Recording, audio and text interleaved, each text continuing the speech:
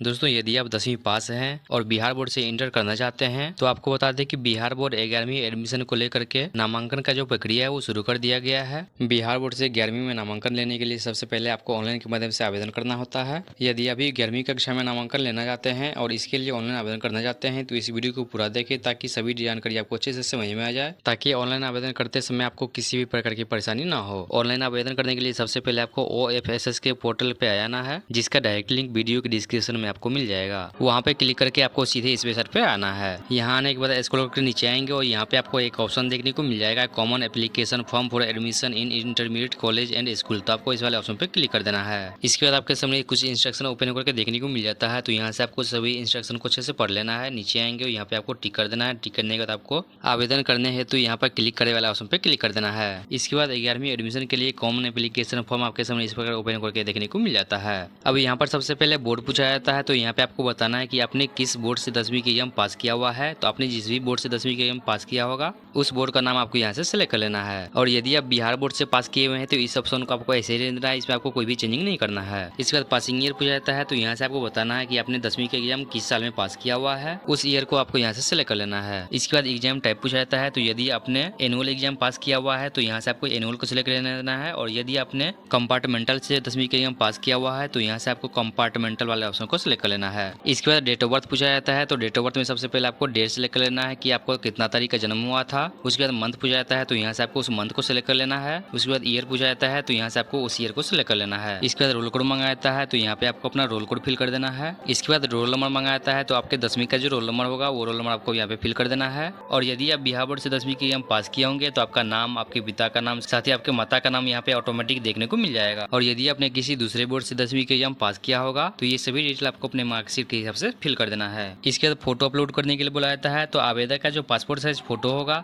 वो आपको choose file पे क्लिक करके यहाँ से आपको अपलोड कर देना है। इसके बाद स्क्रॉल करके नीचे आएंगे तो यहाँ पे आप देख पा रहे होंगे कि यहाँ पे फुल मार्क पहले से फिलअप रहता है। साथ ही आपका जो टोटल प्राप्तांक है वो भी पहले से फिलअप रहता है। जो स्टूडेंट बिहार बोर्ड से 10वीं के पास करते हैं उनका डिटेल ऑटोमेटिक यहाँ पे फेच करके आता है। यहाँ पे आपके स्कूल का नाम देखने को मिलता है, साथ ही आपके स्कूल का डिस्ट्रिक्ट का नाम देखने को मिलता है। इसके बाद स्कूल का एड्रेस पूछा जाता है। तो आपके 10वीं क्लास का जो स्कूल का एड्रेस होगा वो एड्रेस आपको यहाँ पे फिल कर देना है। इसके बाद ईयर ऑफ ज्वाइनिंग पूछा जाता है। तो आपने जिस स्कूल से 10वीं का एग्जाम पास किया हुआ है उस स्कूल में आपने किस साल में एडमिशन लिया है वो ईयर आपको यहाँ से सिलेक्ट कर लेना है। इसके नीचे आएंगे तो आपका जेंडर, आपका मातृभाषा, साथ ही आपका जो नेशनलिटी है वो पहले से फिलअप रहता है। इसके बाद रिलीजन पूछा जाता है। तो आप किस धर्म से आते हैं उसकी जानकारी यहाँ पे देना है। इसके बाद स्क्रॉल कर नीचे आएंगे, यहाँ पर सबसे पहले राज्य का नाम पूछा जाता है। तो यहाँ से आपको अपने राज्य का नाम सिलेक्ट कर लेना है। इसके बाद जिला का नाम पूछा जाता है। तो आप जिस जिला से आते हैं उस जिला का नाम आपको यहाँ से सिलेक्ट कर लेना है। इसके बाद ब्लॉक का नाम पूछा जाता है। तो यहाँ से आप जिस ब्लॉक से आते हैं उस ब्लॉक का नाम आपको सिलेक्ट कर लेना है। इसके बाद पता पूछा जाता है। तो यहाँ पे आपको अपने गाँव का नाम, आपके पोस्ट ऑफिस का नाम, साथ ही आपके थाना का नाम यहाँ पे फिल कर देना है। इसके बाद पिन कोड मांगा जाता है। तो आपके एरिया का जो पिन कोड होगा वो पिन कोड आपको यहाँ पे फिल कर देना है। इसके बाद मोबाइल नंबर मांगा जाता है। तो आवेदक का जो चालू मोबाइल नंबर होगा वो मोबाइल नंबर आपको यहाँ पे फिल कर देना है। इसके बाद यहाँ पर आवेदक का ईमेल आईडी फिल कर देना है। इसके बाद आधार नंबर मांगा जाता है। तो आवेदक का जो आधार नंबर होगा वो आधार नंबर आपको यहाँ पे फिल कर देना है। इसके बाद स्क्रॉल करके नीचे आएंगे तो यहाँ पे आपको एक कंसर्न देखने को मिलता है। तो यहाँ पे आपको ध्यान देना है कि जो स्टूडेंट आधार नंबर फिल किए हुए हैं उनको टिक नहीं करना है। जिस स्टूडेंट के पास आधार कार्ड नहीं है केवल उन्हीं स्टूडेंट को यहाँ पे टिक करना है। इसके बाद स्क्रॉल करते हुए नीचे आना है। यहाँ पे आपका जो डिटेल हो पहले से फिलअप रहता है कि आप किस कास्ट कैटेगरी के अंतर्गत आते हैं, साथ ही आप विकलांग है या नहीं है इसकी जानकारी भी पहले से फिलअप रहता है। इसके बाद स्क्रॉल करके नीचे आएंगे। अब यहाँ पर सबसे पहले आप जिस जिला में अपना नामांकन लेने जाते हैं उस जिला का नाम पूछा जाता है। तो आप जिस भी जिला में नामांकन लेने जाते हैं इंटर में, यहाँ से आपको उस जिला का नाम सिलेक्ट कर लेना है। इसके बाद स्कूल का नाम पूछा जाता है कि आप किस स्कूल में अपना नामांकन लेने जाते हैं। तो जिस भी स्कूल या इंटर कॉलेज में आप अपना नामांकन लेने जाते हैं यहाँ से आपको उस कॉलेज या स्कूल का नाम सिलेक्ट कर लेना है। जिस स्कूल या कॉलेज में अपना नामांकन लेने जाते हैं उसका नाम सबसे पहले ही यहाँ से आपको सिलेक्ट कर लेना है। इसके बाद स्ट्रीम पूछा जाता है। तो यहाँ से आपको बताना है कि आप साइंस, कॉमर्स या आर्ट्स जिस भी सब्जेक्ट से आप नामांकन लेने आते हैं यहाँ से आपको उस सब्जेक्ट को सिलेक्ट कर लेना है। इसके बाद यहाँ से आपको यस वाले ऑप्शन पे क्लिक कर देना है। उसके बाद सेकंड ऑप्शन वाले ऑप्शन पे क्लिक कर देना है। तो इस प्रकार आपका जो एक कॉलेज है वो सिलेक्ट हो जाता है। इसके बाद ठीक इसी प्रकार से आपको कम से कम 10 कॉलेज या अधिकतम 20 कॉलेज का सिलेक्शन कर लेना है। तो दोस्तों इस प्रकार 10 कॉलेज का सिलेक्शन करने के बाद आपको नीचे आ जाना है। नीचे आने के बाद यहाँ से आपको नो वाले ऑप्शन को सिलेक्ट कर लेना है।